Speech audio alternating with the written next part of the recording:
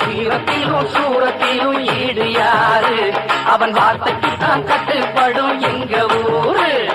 வாழ வேண்டும் எங்க அண்ணன் ஆண்டு 100. ஆசி வழங்க வேண்டும் கோயில் கொண்ட ஐயனாரு. காலமர வேறு எங்க பெரிய மருது பேரு. காலமுள்ள காலம் இங்கே நிலச்சிருக்கும் பாரு.